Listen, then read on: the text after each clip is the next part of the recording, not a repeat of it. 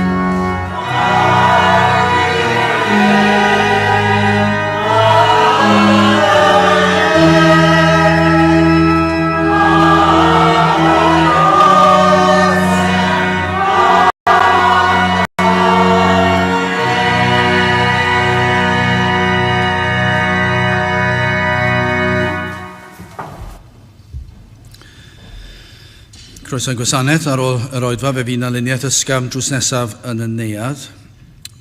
Fe fydd na gyfarfod arbennig yn cael ei gynnal. Fel arfer, i ni'n cael ein cwrdd gweddi ar y drydedd nos Iau o'r mis, ond y tro yma, fe fyddwn ni'n cynnal ein gwasanaeth Pasg ac fe fydd yr parchedig Dafydd Morris yn pregethu. Felly, Ebrill 20, hanner awr 7 yma yn y capel, yn lle ein cwrdd gweddi misol, fyddwn ni'n cynnal oedfa pregethu ac Dafydd Morris fydd yn pregethu. Hoedfa nesaf pnawn Sul ac hefyd i ni'n falch i gallu gyhoeddi bydd y parchedig Dafydd Morris yn pregethu yma Sul nesaf. Felly hanner awr 3 wythnos nesaf. Nawr wrth i'r casgliad gael ei gymryd, gwni ganu tra'r un hystedd emyn rhif 92.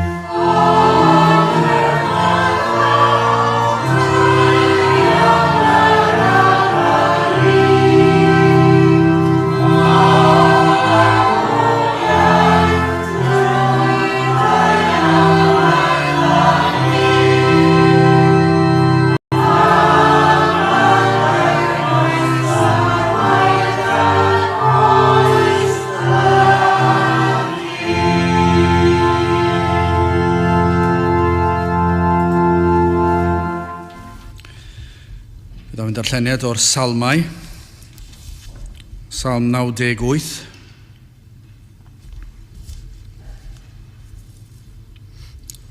Salm 98 ac yn dechrau yn yr adnod gyntaf. Cenwch i'r arglwydd ganiad newydd, cynnes I fe a wnaeth bethau rhyfedd, ei ddeheulaw a'i fraich sanctaidd a barod iddo fuddugoliaeth. Ysbysodd yr arglwydd I iachawdwriaeth, datguddiodd ei gyfiawnder yng ngolwg y cenhedloedd, cofiodd ei drigaredd a'i wirionedd I di Israel, holl derfynau a ddeiar a welsant iachawdwriaeth ein Duw ni. Cenwch yn llafar i'r arglwydd, yr holl ddeiar, llefwch ac ymlawenhewch a chenwch. Cenwch i'r arglwydd gyda'r delyn a llef salm. A'r utgyrn a sain cornet, cenwch yn llafar o flaen yr arglwydd y brenin. Rhied y môr a'i gyflawnder, y byd a'r rhai a drigant o'i fewn, cured y llifeiriant ei dwylo, a chyd ganed y mynyddoedd, o flaen yr arglwydd canis y mai yn dyfod I farnu y ddeiar, fe a farna y byd a chyfiawnder, a'r bobloedd ag uniondeb. Bydde bendith Duw ar ei air sanctaidd ef. Gyda'ch ni nawr droi at ein harglwydd mewn gweddi. Diolch yn I ti unwaith eto Dduw am gyfle arall I ddod ger dy fron ac I ni yn diolch am y fraint o cael dod i'th di ac I ddod I alw ar denw ac yn cael y gwrandawiad a'r croeso yna sydd i'w gael i'r rhai sydd yn dod trwy heiddiannau yr arglwydd Iesu Grist ac felly yn gallu dod yn hyderus o'th flaen yn galw arna ti fel ein tad nefol, fel un sydd wedi darparu a chawdwriaeth ar ein cyfer ni, fel un sydd wedi anfon I fab I farw trosom. Ac felly o Dduw I ni yn diolch I ti am yr fraint yma sydd ar gael I ni I ddod I alw arna ti, I ddod i'n plith, I drigarhau wrthym, I ni'n cyffesu ein gwendid a'n tueddiadau cyson I dy adael di lawr ac I grwydro i'r deiau ac i'r chwith. Ac felly o Dduw I ni yn gofyn I ti fadden ni am hyn ac I ti ddod lawr yn dy drigaredd ac I bresynoli dy hun yma yn ein plith. I ni'n gofyn o Dduw ar I ti'n helpu ni yn ein haddoliad. I ni'n aml yn gallu rhithro I dy gwmniaeth. I ni'n gallu dod i'r oedfa o Dduw heb ystyried ein celonau, heb paratoi ein bod yn dod I bresenoldeb yr holl alluog. Ac felly o Dduw I ni'n gofyn ti'n helpu ni I ddod yma ger dy fron, I ddod I alw ar dy enw, I ganu dy glodyr, I ddyrchafu dy enw.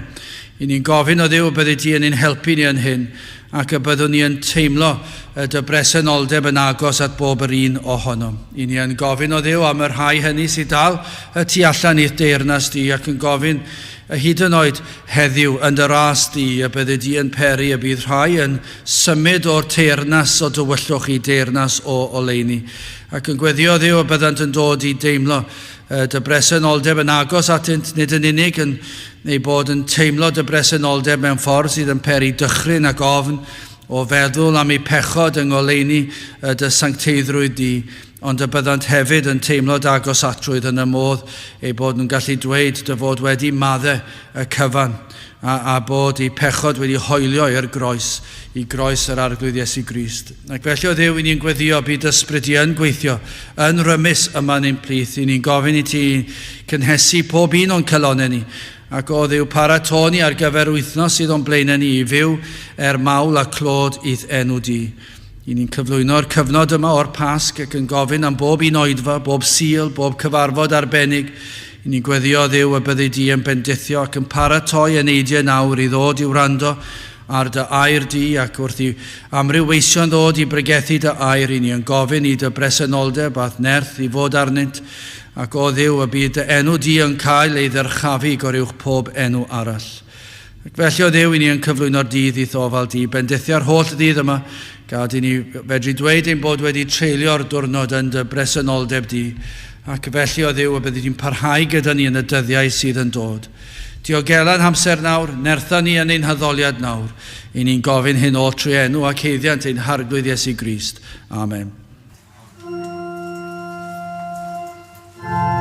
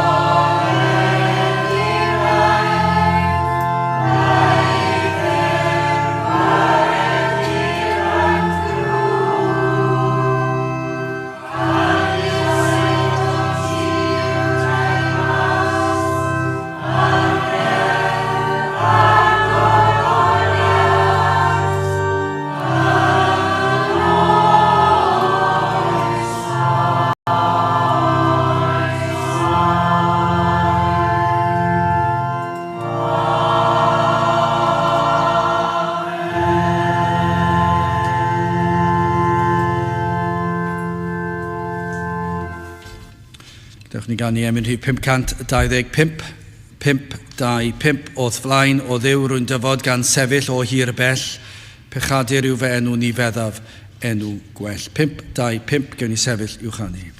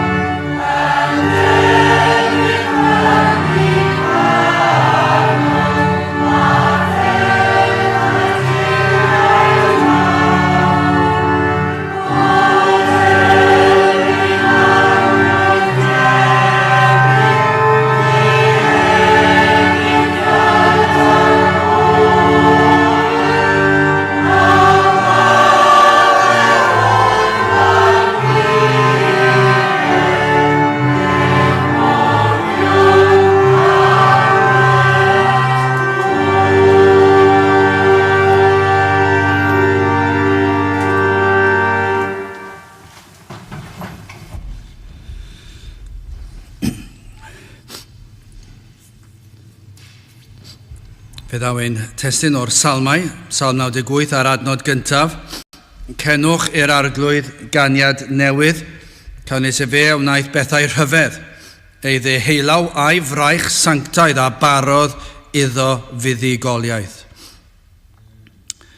Nawr yn aml ar y Sul, nid dwi wedi cyfeirio at y ffaith bod yna amryw wahanol fath o ganu. Gallwch chi cael rhywun yn canu ac yna fe allwch chi cael rhywun yn canu ond mewn ffordd wahanol iawn.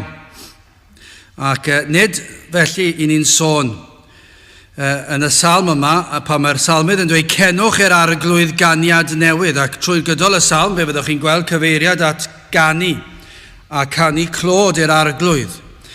Ac yma yna wahanol fath o ganu yn cael ei ddisgrifio yma gan y salmydd. Nid sôn am rai sydd yn canu mewn tiwn neu yn soniarus mae'r salmydd. Dydyn ni'n sôn am ganu lle ni'n canu gwahanol rannau sef y bas a'r tenor, yr alto a'r soprano. Dydyn ni'n sôn am hynny. Ni'n sôn am ganu sydd yn llawn o addoliant. Ac felly, sawl un yma heddi sydd wedi canu felly, sydd yn gallu dweud eich bod chi wedi canu yn llawn addoliant i Dduw. Ac mae'n adlewyrchiad yn aml ond yw nid bod fi wedi edrych ar neb yn canu heddi, Ond o dro i dro dwi wedi sylwi dros yr blynyddoedd. Haws i sylwi pan mae yna fwy o bobl. Chi gallu cael golwg cyflym ar y gynulleidfa heb i neb deimlo bod chi'n edrych ar y nhw. Felly pan mae yna gynulleidfa fwy, i chi'n gallu sylwi ar y canu a chi'n gallu sylwi ar rhai sydd ddim yn canu. Ac i chi'n gweld rhai efallai sydd yn symud y gwefusau mymryn bach ac yn y blaen ac yna eraill yn morio canu. Ac falle di hwnna ddim yn adlewyrchiad o bopeth, falle bod rhai ddim yn hoffi canu ac falle yn ymwybodol iawn bod eu lleisiau nhw yn rhai sydd ddim yn soniarus iawn. Ond yma yna rai efallai sydd yn dod i'r cwrdd ac efallai sydd ddim yn gweld bod pwnc y gan werth canu amdano. Ac felly yn ffeindio fe'n anodd i ganu. Ac efallai bydden nhw'n morio canu mewn sefyllfaoedd eraill, ac efallai aelodau o gôr neu corau, ac i ni yma yng Nghymru siŵr o fod gyda'r corau gorau'r byd, ac i ni'n gwrando ar nhw'n gallu canu'r caneuon fwyaf rhyfeddol a fwyaf soniarus, ac efallai byddwch chi'n gweld aelodau fyna yn y cor yn canu, ac yna dowch nhw i'r capel, efallai byddwch chi'n gweld nhw pryn yn symud i gwybysau. Pam? Pam fod hynny yn wir? Wel, dydyn nhw ddim yn addoli, dydyn nhw ddim eisiau addoli, maen nhw eisiau canu, ond ddim eisiau addoli. Sawl un fan hyn heddi sydd wedi bod yn canu, a gwir ganu yn ôl be mae'r salmydd yn ei ddisgrifio. Petai ni'n mynd ar hyd a lled yn gwlad ni heddi i Gapeli Cymru. Sawl un sydd wir yn canu yn y capeli heddi fel mae'r salmydd yn ei ddisgrifio. Sawl capel fyddwch chi'n clywed, fyddwch chi'n sicr, hyd yn oed gyda cynulleidfaoedd fach iawn. Mae yna rhywbeth ond diwe, hyd yn oed yn ein cwrdd gweddi ni, dwi eisiau bod yn ofalus iawn fan hyn, a nifer mor fach, ac i ni'n meddwl, byddwch chi ddim yn meddwl, byddai neb yn clywed ni tu fas i'r drysau. Ond mae yna rhywbeth, falle bod ni'n canu clodydd yn hunan fan hyn, ond mae yna rhywbeth am canu Cymraeg. I ni'n canu am yr sain yn yr ystafell fach neu gyda lleiafrif, mae y bron yn codi'r to. Mae yna rhywbeth am y canu. Dwi'n yn gwrs ar Cymru Cymraeg yw e, dwi'n yn gwrs ar tonau Cymraeg yw e. Dwi ddim yn siŵr. Ond mae yna rhywbeth felly tybio ni, os ewch chi capeli bach ar hyd a lled o wlad, lle dwi'n mwyn pip niwech sydd fyna yn ei cwrdd nhw. Mae yna rhywbeth am y canu, ond faint o'n nhw sydd yn addoli? Maen nhw'n morio canu. Maen nhw'n gwybod bod nhw'n gallu canu bas a tenor a alto a soprano ac maen nhw gorau allwch chi ddychmygu am canu. Ond faint sydd yn canu fel mae'r salmydd, ein cymanfaoedd ni. Nawr fo'r hyn, am boblogaidd iawn blynyddoedd yn ôl, mi fyddech chi falle heddi, dwi ddim yn siŵr, yn gallu llenwi'r capel yma, falle petai yna gymanfa canu'n cael ei gyhoeddi, a petai chi'n cael rhyw arweinydd enwog, ac yn cael yr holl capelwyr Cymru neu Caerdydd i ddod yma, falle byddwch chi'n gallu llenwi'r lle, a cael pobl yn canu'r emynau Cymraeg. Ond be fydde'r pwysles? Glywes i ar y radio rai blynyddoedd yn ôl yn sôn am ryw gymanfa ganu ac roedd yr holl raglen yn sôn am yr Emyn Dôn. Dyna beth oedd e. Nawr dwi'n cytuno dyn nhw, mae'r Emyn Dôn yn bwysig ac mae'n bert ac mae'n hyfryd, ond dyna oedd pwnc y trafod, yr Emyn Dôn. Ac yna, os yn mentro mewn i siarad am y geirfa, am yr geiriau sydd yn yr Emyn, beth yw'r pwnc y trafod wedyn ni? Wel, yn ddiweddar, i ni'n dathlu fel Cymru yn dydyn ni genedigaeth William Williams Pantycelyn, gafodd ei enni'n 1717. Felly mae yna sawl eitem wedi bod ar y radio, siŵr o fod ar y teledu hefyd, yn sôn am yr emynydd gorau fiodd, siŵr o fod. Un o'r rai gorau fiodd. Yn o ddwywaith, allwch chi weld, be bynnag yw e, be byddwch chi'n dweud dros y byd i gyd. A fiodd emynydd tebyg i Pantycelyn. Ac o'n i'n gwrando yn nhw'n siarad am yr geirfa, geiriau sydd yn yr emynau. O'r hyn glywes i, doedd dim syniad gyda nhw am yr Efengyl. Ond eto gyd, Pantycelyn, popeth am Pantycelyn yn gweiddi allan yr Efengyl. Mi roedd e'n Efengylaidd. Mi roedd e'n Gristion wedi ailenni yn Efengylaidd. Ac fel mae'r byd yn ein galw ni'n Efengyl yn y ffordd dirmygus hyll yna, lle maen nhw'n cyfeirio at y bobl yma. Pantycelyn, un o'r llenorion gorau'r wlad yma, yr byd i gyd, ac eto gyd, faint o ddealltwriaeth sydd ganddyn nhw o'r emynau, o'r geiriau. Maen nhw'n siarad ar, dyma'r lefel maen nhw'n siarad, ar lefel yr odl, y ddawn yn yr odl, y gynghanedd efallai neu'r cyfoeth y geirfa. Dyna'r lefel mae pobl yn siarad. Dydyn nhw ddim yn gwybod, ddim yn deall. Maen nhw'n meddwl am y profiadau mae'n sôn amdano, bod e'n rhyw brofiad o dristwch bod e wedi cael rhywbryd. Dydyn nhw ddim yn deall mai dyma yw profiad pob Cristion. Euogrwydd fel mynyddoedd byd. Dydyn nhw ddim yn deall na. Maen nhw'n meddwl, dyna i chi ysgytwad gafodd euogrwydd fel mynyddoedd byd. Mae rhaid bod e'n mynd trwy cyfnod bach anodd bryd ni. Wel, wrth gwrs i fod roedd Duw yn agor i lyged ond dyn nhw ddim yn deall na. Dyn nhw ddim yn ei ddeall Felly pa maen nhw'n canu am yna pan ti'n celyn? Mae yna morio canu yn ein capeli Cymreig ni, a mae'r tonau'n wych, ac maen nhw'n codi'r to, a be maen nhw'n meddwl? Dyma chi lenyddiaeth dda. Dyna chi geirfa llawn cyfoeth. Dyna chi odl arbennig. Dathlwn ein hiaith. Ac byddwn ni'r cyntaf i ddweud fe ddylen ni ddathlu ein hiaith ac fod yn ddiolchgar ohoni. Ond nid ar drail hwn. Sawl un ohonoch chi sydd yn canu yr emynau o fawl ac yn deall beth ych chi'n canu. Rhai yn gwrthod canu. Pam? Maen nhw mor galed, maen nhw mor farw, a dydyn nhw ddim eisiau canu, a maen nhw methu aros ys maen nhw mas. Ewch chi nhw allan, fydden nhw'n canu. Ewch nhw i gêm rygbi Cymru. Bydden nhw'n canu'r emynau wedyn ni, os yn gwybod y geiriau, mi fydden nhw'n morio canu. Rhai yn ei meddwl dod yn dal y peint o gwrw yn ei llaw, ac yn canu'r emynau Cymraeg, ac yn meddwl, ddim yn syniad yn nhw'n beth maen nhw'n canu, hanner nhw, 3/4 nhw ddim yn gallu siarad Cymraeg, a nhw'n gwybod bod y geiriau yn golygu rhywbeth, ac o'r Cymraeg, dim clem dyn nhw am be maen nhw'n canu. Ond mae'r salmydd yn dweud, cenwch i'r arglwydd ganiad newydd. Da yw canu, ond nid yw yn ddatganiad o'n mawl, o'n llawenydd, o'n haddoliad, pan yn canu mewn modd sydd yn plesio'r arglwydd. Mae'n rhaid i fynd yn falus fan hyn, achos ewch chi ambell i gapel sydd yn galw hunan yn Efengyledd, maen nhw wedi efelychu'r byd yn do. Ac nawr maen nhw'n canu, a maen nhw wedi cael gwared yn ei doethineb anhygol y llyfr yma. Ac wedi dewis ambell un o'r rai ni newydd canu heddi, y rai enwog, a cadw nhw achos dyna'n traddodiad ni. Ond maen nhw wedi dod â cwpl o rai modern ysgan sydd heb fawr cynnwys o gwbl. A thonau sydd yn llawn o'r byd, yn gnawdol. Ac mae yna forio canu fyna. Mae'r corff yn siglo nôl ymlaen, ac mae'r llygaid yn mynd i fyny, ac mae'r osgwrdd y corff i gyd yn dangos, dwi'n mewn addoliad. Be maen nhw'n dweud? Edrychwch arno fi, dwi'n addoli Duw. Dyn nhw'n addoli Duw.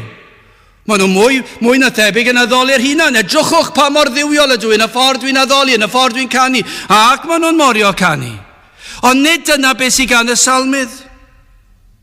Fydd y canu mae'r salmydd yn sôn amdano, ni fydd yn gnawdol, ni fydd yn tynnu sylw at yr hunan, ni fydd y dôn yn gnawdol, fe fydd y dôn yn ysbrydol, yn lan, yn bir, yn un sydd yn gweddu'r darn i'r geirfa, yn dyrchafu yr un i ni yn canu amdano, ac yn canu iddo. Dyna chi bwnc yw canu. Ac fel Cymru, ni wedi colli hi rhywfaint bod ni'n arbenigwyr dros y byd yn canu. I ni ddim wedi deall, ni wedi anghofio. Mi roedden ni, efallai dyna un o'r rhesymau pam mae'n gwlad ni mor arbennig am ganu, falle oherwydd yr holl ddiwygiadau, ac yn meddwl am yr holl rai oedd yn canu o'i calonau nhw, ac mae hyn efallai wedi peri ein bod ni yn gantorion. Ond i ni'n gantorion sydd wedi anghofio yr un i ni'n canu amdano. Wel, hoffwn ni edrych ar y salm yma, ar yr adnod yma, ddwy adnod gyntaf, rhyfeddod. Mae'n dweud, cenwch i'r arglwydd ganiad newydd, canus e fe a wnaeth bethau rhyfedd. Rhyfeddol.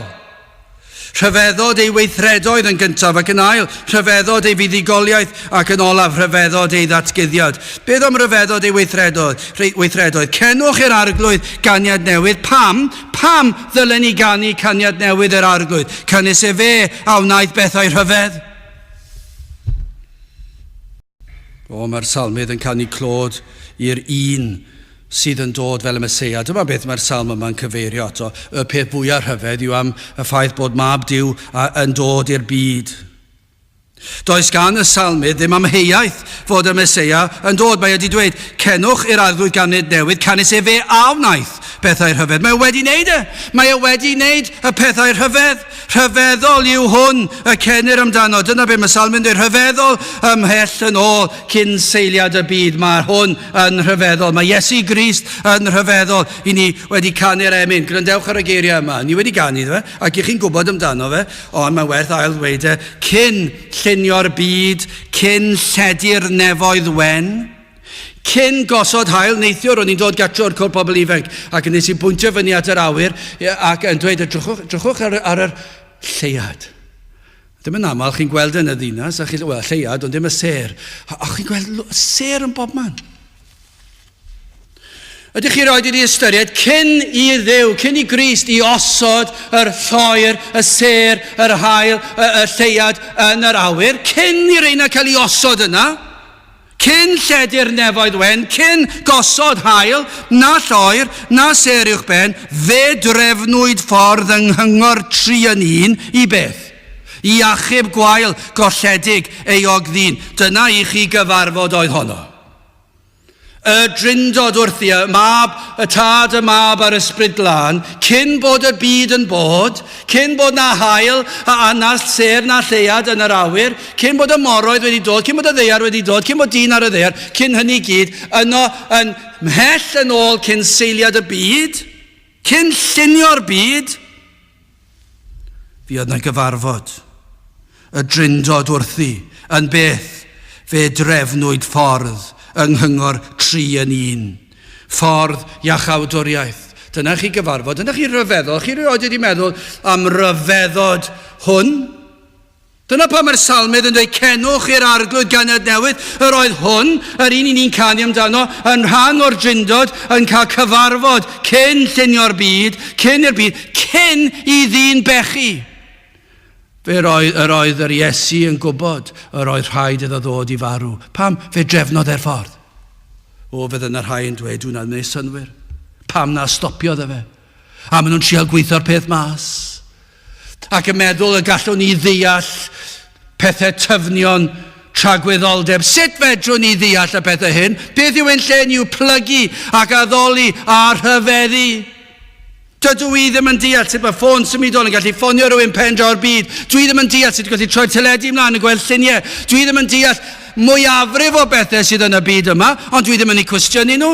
Dydw i ddim yn gallu deall nhw. A dwi'n siŵr bod mwyafrif o gwyddonwyr ddim yn deall pam bod pethau'n digwydd. Maen nhw'n gallu dweud bod nhw'n digwydd. Dwi ddim yn deall sut maen nhw'n digwydd.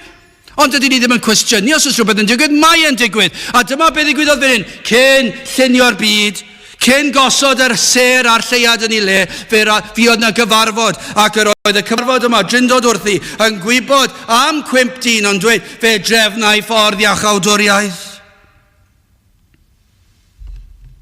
Oeddech meddwl chi'n gallu cwmpasu'r fath beth? Wel, wrth gwrs nag yw e. Beth sy'n rhaid i ni wneud? Cenwch i'r arglwydd ganiad newydd, canis e fe a wnaeth bethau rhyfedd. Trysorwyd gras. Dwi'n mynd i dyfynnu sawl emyn pnawn yma, yn enwedig gan bod y salm yma'n sôn am ganu. Trysorwyd gras, ryw anerfynol stor, yn Iesu Grist cyn rhoddi deddfu'r môr. Cyn bod y tonnau yn gwybod bod nhw fod i fynd mewn a mas. Cyn bod y ton yn gwybod bod rhaid fe mateb i'r lleiad, os dyna sy'n mae pethau'n digwydd, a bod y llanw'n dod mewn a mas. Cyn bod yr rheolau'n dweud na dyn yn nadlu o dan y dŵr a bod pysgodyn ddim yn gallu nadlu tu allan i'r dŵr, cyn bod y deddfau yna wedi cael ei gosod yn ei lle, cyn rhoddi deddfu'r môr a rhedeg wnaeth bendithion arfaith ryd fel afon gref lifeiriol dros y byd. Dyna beth ddigwyddodd, fe trefnwyd ffordd iachawdwriaeth, ffordd o ras yn Iesu Grist. Fe drefnod e'r cyfan, cyn gosod rheolau deddfau i'r môr. Dyna chi ryfeddol. Wrth edrych ar rhyfeddodau ein Duw ni, y drindod, y tad, yr mab, yr ysbryd glân, rhyfeddod y greadigaeth. Ydych chi roed wedi meddwl, mae'r salmydd wedi meddwl am y peth, mi fydda'r salmydd wedi edrych allan dros y mynyddoedd ac mi fydda fe wedi meddwl, dyna rhyfedd yw'r rhain. Wrth edrych ar y byd, ar y bydysawd, ydych chi'n rhyfeddu wrth weld creadigedd? Bob tro chi'n edrych ar waith ei law y byd natur a'i holl ysblander. Wrth feddwl am yr holl ryfeddodau natur, ydych chi wastad yn meddwl? Ac os ych chi ddim yn byw yn y wlad, ych chi'n byw yn y ddinas pan mae rhywun yn dod ar blodau yma fan hyn, ydych chi erioed wedi rhyfeddu wrth weld blodau? I feddwl bod na flodau gyda'r holl liwiau a'r arogl sydd yn dod i fyny o'r blodyn. Ydych chi erioed wedi meddwl am ryfeddod y peth? Ydych chi wedi meddwl am ryfeddod y peth bod na wenynau yn gallu dod ac yn gallu mynd o gwmpas y blodyn ac yn cario pethau o gwmpas i flodyn arall sydd yn peri fo mwy o blodyn tyfu? Mae hwnna'n ryfeddol bod dyna ffordd i Dduw drefnu rheolau, bydd y blodau yn parhau i dyfu mewn mannau eraill. Dyna un ffordd trwy anfon gwenynau fach ac yn nhw'n hedfan o gwmpas ac mae'r mwy o bethau'n tyfu. Ydych chi wedi rhyfeddu ar y peth neu ydych chi dal i credu bod yna rhyw fang mawr wedi digwydd? Ac wrth edrych ar ddynolryw ac holl gymlethdod y corff ddynol, ydych chi'n rhyfeddu am yr un a greodd y corff ddynol? Rhyfeddod coed wedi gosod ni ar gyfer sawl pwrpas, ond pan ych chi'n meddwl am yr ocsigen sydd yn dod o'r coed, o'r dail, heb y coed, ni fydden ni'n gallu anadlu rhyw lawer na fydden, ac mae Duw wedi rhoi coed i ni am reswm, mwyn helpu ni anadlu. Dyna chi ryfeddod, ddim hapa damwain bod na goeden yna, digwydd bod, dychmygwch chi yn y bang mawr mae'r gwyddonwyr yn sôn dan, o petai dim coeden wedi cael ei ffrwydro mewn i fydolaeth. Bydde broblem bydde yna, sut bydden ni'n byw? Mae angen ocsigen arno ni, mae eisiau air arno ni, ond mae Duw wedi trefnu ni cael coed, nid yn unig i'r wiwer i cael lle i fyw ar adar, cael lle i nythu, ac i'r planhigion ac i ffrwythau i dyfu, ac i ni cael pren i adeiladu ac i losgi. Mae wedi rhoi ocsigen i'n anadlu. Dyna i chi ryfeddod creadigaeth. Rhyfeddod ei fod wedi darparu yn ei greadigaeth meddigyniaethau ar gyfer afiechydon. Ond nid yw yn rhyfeddol pan ych chi'n gallu mynd i'r coedwigoedd trofannol yma ac yn gallu ffeindio rhyw blanhigyn ac maen nhw'n mynd yn ôl i'r labordy ac ych chi'n ffeindio rhyw feddyginiaeth ar gyfer afiechyd.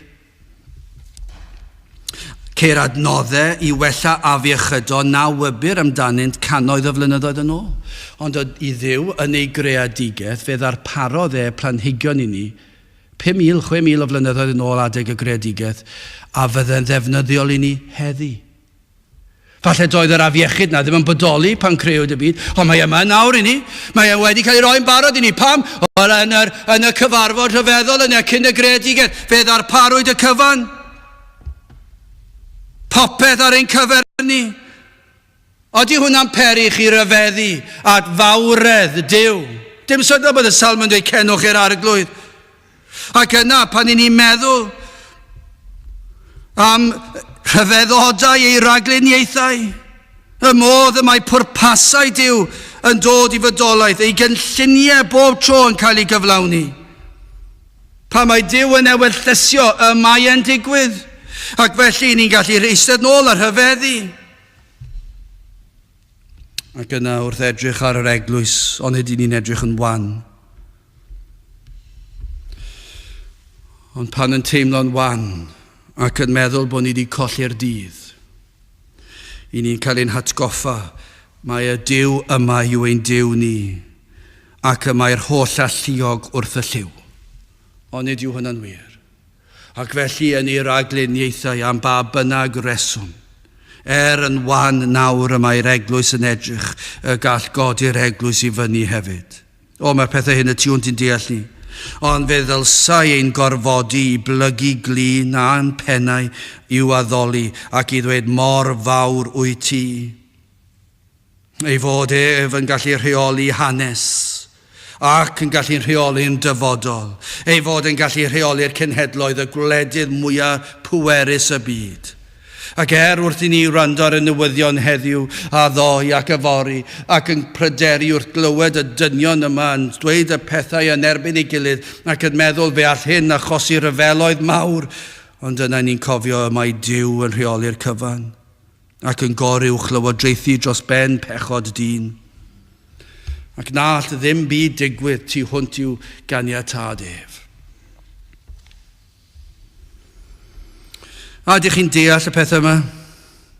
Wel, wrth gwrs, na fedrwn ni ddeall y pethau yma, ond rhyfeddod mwyaf ei weithredoedd y mae'r salmydd yn sôn amdano, yw ei gynllun iachub gwael golledig eog ddyn.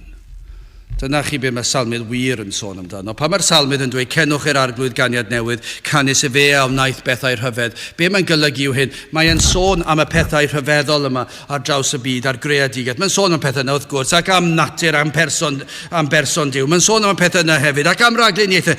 Ond yr hyn mae'n ei ddyrchafu fwy na dim, yw dyfodiad y Meseia, a fe ddath y Meseia i wneud beth? Iachub gwael golledig eog ddyn. Mae'r utgorn mawr yn seinio nawr i ni o llyngdod llawn trwy'r iawn ar Galfari, mawl ym mhob iaith trwy'r ddeiar faith a fydd am angau'r groes a'r gwaed a'n rhoes yn rhydd. Dyna i chi rhyfeddod iachawdwriaeth. O, fe fydd na utgorn mawr yn seinio nawr i ni. Am beth? Am yr llyngdod llawn trwy'r iawn ar Galfari. Dyna chi be mae'r salmydd wir yn sôn amdano. Mae'n canu clodydd yr arglwydd am y ffaith iddo ddod i achub gwael ac eog ddyn. Wel, gyda chi symud ymlaen. Rhyfeddod ei fuddugoliaeth. Cenwch i'r arglwydd ganiad newydd, canys y fe a wnaeth bethau rhyfedd, ei ddeheulaw a'i fraich sanctaidd a barodd iddo fuddugoliaeth. Nawr, dyna i chi fuddugoliaeth mae'n sôn amdano sydd werth canu amdano. Mae hwn yr un mae'r salmydd yn sôn amdano wedi concro. Mae'n proffwyd am yn edrych ymlaen. Mae hwn wedi concro, mae'n dweud. Fe a wnaeth pethau rhyfedd. Mae hwn wedi ennill y fuddugoliaeth sut? Trwy ei ddeheulaw hon a'i fraich sydd yn sanctaidd. Ac mae yna sicrwydd yn y peth. O, mae yna ddatganiad fod y fuddugoliaeth yno'n barod. O, mor wir yw hyn. Mae Iesu Grist yn dweud wedi ennill y frwydr yn barod. Mae'r fuddugoliaeth yn gyfanwaith. Dyna chi gadernu, dyna chi sicrwydd. O'r cychwyn hyd y diwedd fe welwn y cyfan sydd yn peri gellir dweud ei fod yn fuddugoliaethus. I ni wedi gweld yn barod y cynllun a osodwyd cyn seiliad y byd. Felly ni'n gweld mae'r fuddugoliaeth wedi baratoi cyn seiliad y byd, cyn llunio'r byd. Cyn i'r byd cael ei greu, cyn i ddyn syrthio, fe drefnwyd ffordd i achub dyn. Dyna pa mor sicr yw'r fuddugoliaeth. Mawr oedd Crist yn rhagwyddoldeb. Mawr yn gwisgo natur dyn. Mawr yn marw ar Galfaria. Mawr yn meiddi angau ei hun. Hynod fawr yw yn awr brenin nef a deiar lawr. Allen ni newid y geiriau yw rhyfedd oedd Crist yn rhagwyddoldeb, neu rhyfeddol oedd Crist yn rhagwyddoldeb. Yr un peth, yr un yw'r bwrdwn y neges, fel mae'r salmydd yn dweud, cenwch i'r arglwydd ganiad newydd, canys y fe a wnaeth bethau rhyfedd yn rhagwyddoldeb. Mae yn rhyfeddol mawr yn gwisgo natur dyn, mawr yn marw ar Galfaria, mawr yn meiddi, yn concro, yn lladd angau ei hun. Mawr rhyfeddol oedd ei enedigaeth. Dyna i chi enedigaeth rhyfeddol. Pan ni'n meddwl am yr geni yna, yn y modd gwirthiol gafodd Iesu Grist ei eni. Ganwyd Crist yn ein plith a hynny heb ei lygru. Mae hwnna'n rhyfeddol. Nid yn unig y modd gafodd Iesu Grist ei eni, ond y ffaith hefyd oherwydd y modd rhyfeddol yma, na chafodd ei lygru trwy'r enedigaeth ac yna trwy ei fagwraeth. Ni chafodd Iesu Grist ei lygru gan bechod. Rhyfeddol ei fywyd, ei blentyndod. Darllenwch am blentyndod Iesu Grist ac fe welwch chi rhyfeddod ei fywyd. A gafodd unrhyw un reswm i bwyntio bys at Iesu Grist o'r plentyn. Na, roedd popeth a wnaeth yn berffaith. Rhyfeddol oedd ei weinidogaeth, ei athrawiaeth, ei ddoethineb, ei dosturi a gras. Rhyfeddol oedd ei wirthiau. Rhyfeddol yr holl broffwydoliaethau a gyflawnwyd yn yr Iesu. Meddyliwch am yr hwn cannoedd ar gannoedd o broffwydoliaethau gafodd ei broffwydo am Iesu Grist cannoedd o flynyddoedd cyn ei eni, a be ddigwyddodd? Gwireddwyd y cyfan i'r eithaf, i'r lythyren olaf. Doedd dim un camgymeriad yn y proffwydolaethau. Dyw hynny ddim yn bosib oni bai bod yn wir. Dyw e ddim yn bosib yn ystadegol, dyw e ddim yn bosib yn fathemategol, dyw e ddim yn bosib yn wyddonol, dyw e ddim yn bosib yn unrhyw air chi eisiau defnyddio. Rhaid bod hwn yn wir, rhyfeddol yw e. Mawr oedd Iesu yn yr arfaidd, mawr yn y cyfamod hedd, mawr yn Methlem a Chalfaria, mawr yn dod i'r lan o'r bedd, mawr iawn fydd ef ryw ddydd pan ddatguddir pethau cudd. Dyna chi rhyfeddod dyfodiad Iesu Grist. Ei ddeheulaw a'i fraich sanctaidd a barodd iddo fuddugoliaeth. Gafodd Iesu Grist y fuddugoliaeth trwy ei ddeheulaw a'i fraich sanctaidd. Dyna chi nerth sydd yn ddeheulaw yr arglwydd. Nerth yr holl alluog yn delio a phechod. Dyna chi y cryfder mwyaf sydd eisiau mor gadarn i'w gafael yr un drwg ar yr enaid. Mor gadarn i'w gafael pechod ar yr enaid. Dychmygwch chi pan i chi'n trio stopio rhywun rhag gwneud rhywbeth drwg, pan i chi'n gwybod bod rhywbeth yn drwg, chi dal yn ei wneud e, a chi ddim yn gallu rwystro chi dan pam. Mae gafael pechod mor gadarn, mae gafael Satan mor gadarn. Pam fod e mor anodd i gadw pobl yn ein capel ni? Pam ei fod yn anodd i gadw'n plant yn ein ni? Pam i ni'n methu ac i ni'n byw mewn oes lle mae yna fwy o ddirywiad a troi cefn? Pam dydyn ni ddim hyd yn oed yn gallu dylanwadu ar ein cymdogion, ar ein ffrindiau? Ni ddim hyd yn oed yn gallu canod i'r cwrdd hyd yn oed. Mor anodd yw. Pam mae gafael y byd mor gadarn, mae pechod mor gryf, mae anghrediniaeth mor hemp, ac mae tynnu, mae'r rhwyg o anghrediniaeth oddi ar enau dyn yn amhosib i'r unigolyn ac i ni. Ond mor bwerus yw deheulaw yr Iesu. Nid oes yr un gall orchfygu deheulaw Crist. Chi bod mae hyd yn oed yn bosib, fe allech chi cael rhai yn dod i'r oedfa a wedi gwrando rhywfaint ar yr oedfa wythnos diwethaf, wythnos cyn a'r wythnos cyn, ac yna pan yn cael yr her o ddweud gall Duw trwy nerth yr Ysbryd Glân peri chi gredu yn ystod yr oedfa, ac i chi falle wedi dweud, o nag yw ddim. Wneith dim byd symud fi. A chi wedi dweud ers mis, falle 2 mis, falle blwyddyn, na, dydw i ddim yn mynd i credu. Dwi ddim yn mynd i wrando. Dwi ddim yn mynd i ymateb i air Duw. Dwi ddim yn mynd i wneud e. Ond chi'n gwybod beth? Allwch chi ddweud hynny faint bynnwch chi. O nos ydy llawer arglwydd arnoch chi ei ddeheulaw. Nid oes yr un gall orchfygu ei ddeheulaw Crist. Ac felly, hyd yn oed heddi mae yn bosib. Mor fawr yw e, mor gryf ydyw, cyflawnodd holl ofynion y ddeddf yn ein lle. Dyna i chi fraich sanctaidd. Mae Iesu Grist wedi ennill y ffordd iachawdwriaeth, mae'r fuddugoliaeth yma. Mae e mor gryf, mae'n gallu tynnu gafael Satan oddi ar ein hyneidiau ni. Mae'n gallu mynd lawr i'r pydew twfwn di erchill yna, ac mae'n gallu codi'r enaid i fyny a'i osod ar y graig. Ac mae fraich yn sanctaidd. Be mwyn hynny'n olygu? Wel, mae popeth am yr Iesu'n sanctaidd. Fe gadwodd e'r ddeddf i ni. Dyna sut enillodd e'r fuddugoliaeth. Mae e'n bir, yn lan, yn gyfiawn. Fe gadwodd e cyfiawn, fe oedd e byw yn gwbl gyfiawn, ac fe fodlonodd e cyfiawnder y tad. Amhosib oedd i ni gadw gorchmynion yr arglwydd, ond fe wnaeth e'r cyfan yn ein lle. O, mawr oedd Crist yn ei farwolaeth, rhyfeddol oedd Crist yn ei farwolaeth, ni bu y fath farwolaeth erioed. Yn holl hanes y byd, hyd yn oed ymhlith yr rhai sydd wedi cael eu croeshoelio. Fi oedd ddim un croeshoeliad fel hwn, ac ni fydd y fath farwolaeth o hon. Ymhlith a fi neu yntai ddaw, does debyg iddo fe.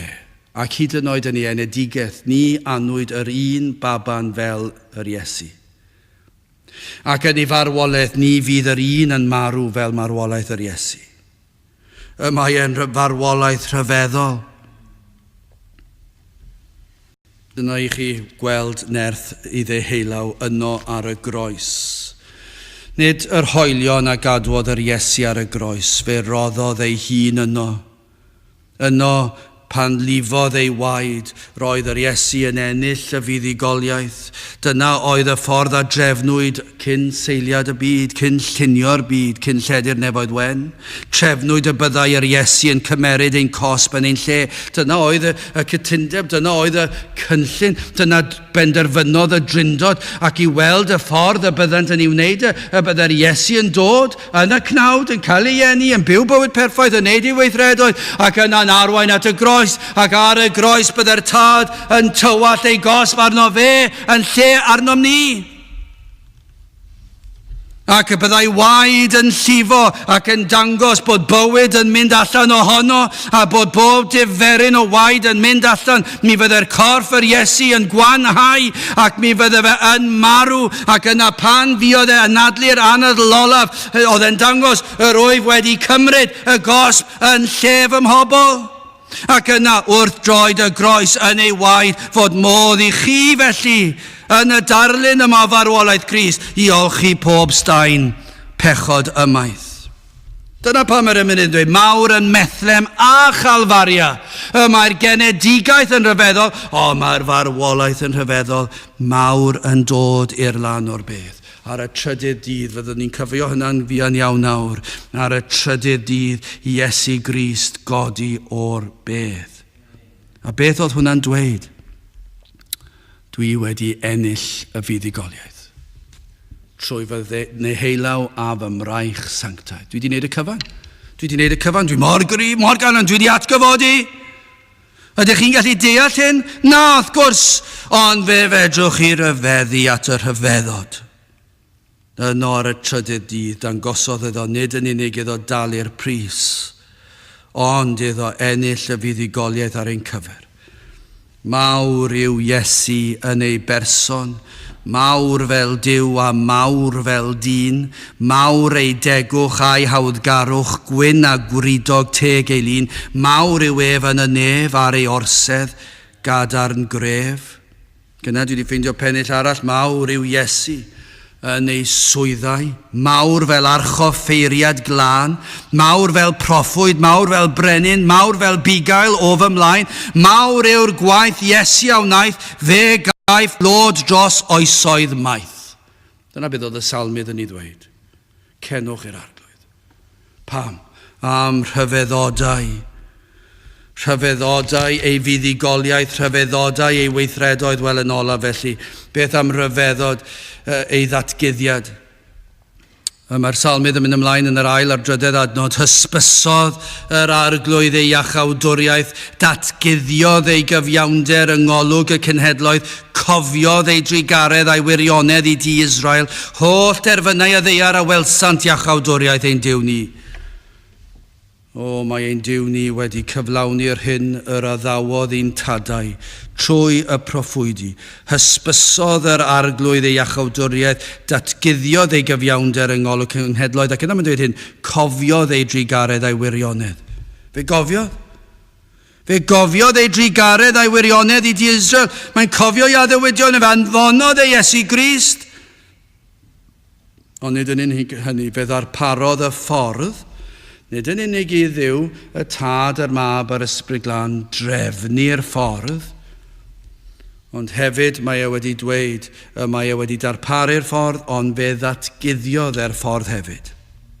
Hysbysodd yr arglwydd ei iachawdwriaeth, datguddiodd ei gyfiawnder yng ngolwg y cenhedloedd. Dyna be mae wedi gwneud, mae wedi datguddio, mae wedi dangos i ni, hyd yn oed ar ôl byw y bywyd perffaith yn ein lle ni, hyd yn oed ar ôl cymeryd ein cosb ar y groes yn ein lle ni, hyd yn oed ar ôl iddo atgyfodi o'r bedd gan brofi ei fuddugoliaeth. Os nad yw yn datguddio hyn i ni, yna nid oes gobaith elwa ohono. Does dim modd elwa ohono. Fe fedrwch, dyma'r broblem mewn capeli heddi, fydd yr rhai yn dweud daeth Iesu Grist i fyw a marw ar y groes, ac mae pawb yn iawn. O ble maen nhw'n cael hwnna, does dim syniad gyda ni. Maen nhw'n dweud y bydd pawb yn mynd i'r nefoedd. Ond pan yn holi nhw'n hellach, dyn nhw ddim yn credu na chwaith. Dyn nhw'n gwybod be maen nhw'n credu. A maen nhw'n gobeithio, wel, dwi ddim yn siŵr, falle bydd y rai gweithio i gyd yn mynd i rhyw gosb, ond y rai sydd ddim mor ddrwg yn ei barn nhw, wel, rhywle yn y canol rhywle. A maen nhw'n neud rhywbeth lan, dwi ddim yn gwybod beth maen nhw'n meddwl. A mae'n anodd penderfynu pwy sydd yn heiddi beth. Does dim syniad yn o beth yw pechod, nag oes na? A dydyn nhw ddim yn deall. Ac mae hwnna'n cael ei brofi fan hyn ar ôl rhyfeddod yr ffordd iachawdwriaeth a ddarparwyd. Does dim gwerth i hynny o ran ni, ond i bod e'n cael ei ddatguddio i ni. Hysbysodd yr arglwydd i iachawdwriaeth, datguddiodd ei gyfiawnder yng ngolwg y cenhedloedd. Roedd yr Iddewon a'r cenhedloedd hefyd yn hyn ac ni hefyd, pob un ohonom. Ar un adeg o'n bywydau mewn carchar tywyll di, pob un yn farw yn ysbrydol, pob un yn ddall i'r gwirioneddau yr Efengil. O, nid yw hyn yn pwysleisio'r rhyfeddod yr Efengil o feddwl am ein bryntni ni, ein caledwch, hyd yn oed ein gweithredoedd gorau fel bratiau budron yn ei olwg ef. Oherwydd ein bod yn llygru a balchder a hunanoldeb, dyna'r broblem, ynddo fe? Pan i ni'n gweld ein gorau ni, i ni'n sbwylo'n llygru'n goreion ni gyda'n balchder ni. A dyn ni'n deall yr hyn sydd yn wir ohono ni, mae'r emynydd fe ganon ni fe cyn y bregaeth o'r flaen o Dduw rwy'n dyfod. Ydych chi'n gallu tystio i hyn? O flaen o Dduw rwy'n dyfod gan sefyll o hir bell. Pechadur yw fy enw, ni feddaf enw gwell. Trigaredd wy'n ei geisio a cheisio eto wnaf, trigaredd i mi dyro rwy'n marw, onys caf. Pechadur wyf mi welaf o Dduw na allaf ddim, rwy'n dlawd, rwy'n frwnt, rwy'n eog o bydd drigarog im. Rwy'n addef nad oes gennyf, drwy mywyd hyd fy medd, ond o hyd ond gweiddi pechais, nid wyf yn heiddi hedd. Ydych chi'n cytuno ar y mynydd? Dydw i ddim yn heiddi hedd? Rwy'n frwnt, rwy'n dlawd, rwy'n eog, ydych chi'n gallu dweud hynny? Pechadur wyf?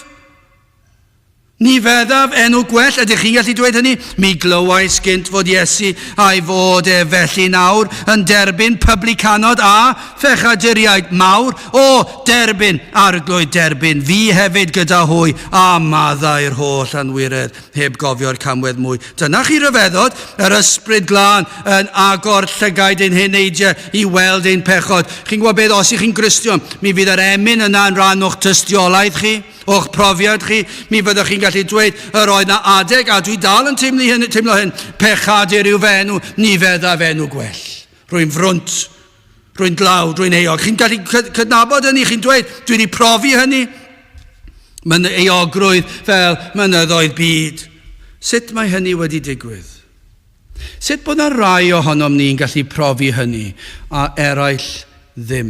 Sut mae rai sydd yn grefyddol, sydd ddim yn teimlo y brwnt ni na ar eogrwydd, ond yn mwynhau crefydd am beth bynnag yw ond dyn nhw ddim wedi profi'r argyhoeddiad o bechod i ni'n sôn amdano fan hyn. Sut mae hynny'n bosib? Sut mae'n bosib cael rai yn y gynulleidfa fan hyn sydd yn dod o wythnos i wythnos, sydd wedi clywed yr Efengil sil ar ôl sil ar ôl sil, ac eto heb weld ei pechod, ac ddim yn deall yr Efengil? Sut mae yn bosib? Lla ddweud ydych chi pan mae'n bosib? Rhaid bod yr pethau hyn wedi ddatguddio i chi trwy'r ysbryd glân. Rhaid i'r ysbryd glân agor eich llygaid i weld eich angen am waredwr. Rhaid oedd iddo ddatguddio'r pethau hyn, i ddangos ein cyflwr, ac yna dangos i ni'r hyn a wnaeth Iesu trosom. Ac yna mae e'n dangos i ni'r fuddugoliaeth a enillodd. A ydych chi wedi gweld eich angen? Gai ofyn i chi hynny? A ydych chi wedi gweld yr hyn a wnaeth Iesu Grist drostoch chi? A ydych chi wedi bod at droed y groes? Ac i chi wedi cyrraedd o'r diwedd yn llwythog, yn flinderog, bron iawn methu cyrraedd droed y groes. Llawn eogrwydd, ac yn mynd teimlo bod yr hawl gyda chi fod wrth droed y groes. Ac yna wrth i gwaed yr Iesu lifeirio ac i llifo ar y llawr, mae e'n dod ac yn syrthio arnoch chi ac mae e'n golchi'ch enaid yn wynach na'r eira. A ydych chi wedi dod a gofyn iddo'ch maddau chi? A ydych chi wedi dod yn waglaw at droed y groes ac yn edrych ar yr Iesu ac wedi dweud iddo, o bydd trigarog i mi?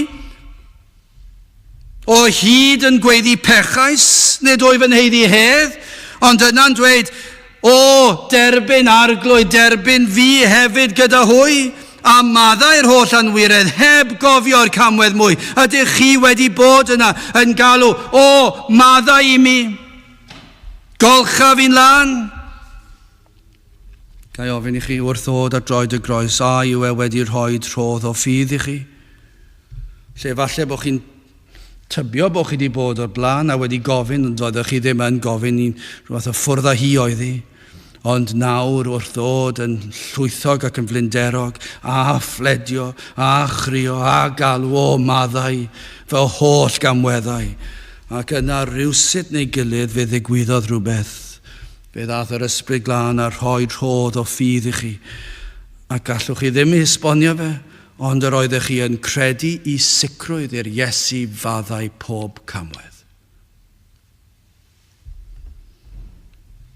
Ac chi'n gallu ymddiried ynddo bod eich enaid yn saff yn yr arglwydd Iesu Grist. Yna, cenwch i'r arglwydd ganiad newydd. Canis e fe o wnaeth bethau rhyfedd, ei ddeheulaw a'i fraich sanctaidd a barodd iddo fuddugoliaeth. O, fe fyddwch chi yn ymuno yn y caniad newydd yma i chi. Am y tro cyntaf, falle chi wedi canu ar y mynau yma filoedd o weithiau, ond yma tro cyntaf byddwch chi'n ei ganu nhw. Ac y fyddwch chi'n ei canu nhw gyda'ch holl nerth. Falle bydd na rai yn ymuno yn y canu heddi. Ond dychmygwch beth fydd y canu fel. Be fydd y canu fel? Petai diwygiad yn dod, dyna chi ganu fydd pryd hynny. Dychmygwch y capel yma'n llawn o bobl wedi cael maddeuant pechodau ac yn canu mawl Iesu Grist am faddau pob camwedd. Mi fydde hwnna'n rhyfeddol. Ond dychmygwch be fydd y canu fel yn y nefoedd. Pan cawn ei weld wyneb yn wyneb, dyma i chi'r emyn, fyddwn ni'n gorffen, grandewch ar hwn, os gwelir fi bechadur, ryw ddydd ar ben fy nhaith, rhyfeddol fydd y canu, a newydd fydd yr iaith, yn seinio buddugoliaeth am beth, iachawdwriaeth lawn, heb ofni colli'r frwydr na bore na ffrynhawn. Dyna chi ganu, dychmygwch yr emyn yma'n cael ei chanu, tybio ni gyd fydd o'n ni'n canu hon, byddwn ni'n meddwl.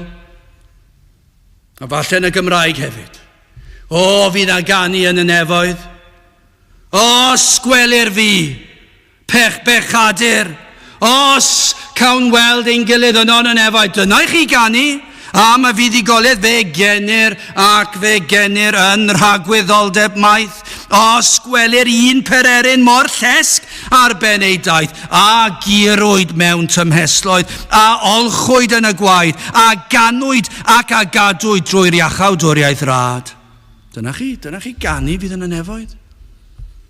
Os do fi drwy'r anialwch. Rhyfeddaf fyth dy ras, am henaid i lonyddwch rôl ganwaith golli'r maes, a'r maglau wedi ei torri am traed yn gwbl rhydd, os gwelir fi fel hynny tragwyddol foli a fydd. O, dyna chi ddydd, dyna chi ganu fydd yn y nefoedd. Fe fydd y salmydd yna'n canu, fe fydd yn canu, fe fydd y salmydd yn canu, yr oedd e'n canu tra'r y ddeiar am y diwrnod hwnnw, yr oedd e'n canu clodydd i'r arglwydd am beth, am iddo ddod i faddau fy mhechod i olchi fy mhechodau ffwrdd, ac i roi sicrwydd cadwedigaeth i mi, a bywyd trygwyddol. Ond os gwelir fi bechadur ar ddiwedd y daith yn y nefoedd, dyna chi ganu fydd na. A'r maglau o'r diwedd wedi ei torri, am traed yn gwbl rhydd. Os gwelir fi fel hynny tragwyddol, foli a fydd. Pan fyddwn ni'n canu'r emyn yna, sut fyddwch chi'n canu hi? Wel, gobeithio fyddwn ni'n canu hi fel fydde'r salmydd wedi canu'r salm. Cenwch i'r arglwydd ganiad newydd canus fe a wnaeth bethau rhyfedd. Ei ddeheilaw a'i fraich sanctaidd a barodd iddo fuddugoliaeth. Gadewch i ni weddio. O Dduw, i ni'n diolch i ti am ffordd iachawdwriaeth. I ni'n diolch am y cyfarfod rhyfeddol hwnnw a fiodd cyn llunio'r byd. Ac felly o Dduw, cyn i ti osod y byd yn ei le, cyn i ti osod deddfa i'r moroedd hyd yn oed, i ti drefnu ffordd iachawdwriaeth. Ac felly o Dduw, yn dy ragluniaethau di, yn dy gynlluniau di, o Dduw, i ni'n gweddio y bydd yr oedfa hon yn oedfa lle trefnwyd cyn i'r byd cael ei lunio, o bydd un enaid efallai neu fwy yn dod o'i tywyllwch i oleini'r efengil. Trig ar hawr ddim, ter dim plith, i ni'n gofyn hyn oll trwy enw ac eiddiant ein harglwydd Iesu Grist. Amen. Mae gadewch i ni orffen trwy ganu'r emyn honno 526 o sgweli'r fi bechadur. 526 gewn ni sefyll i'w chanu.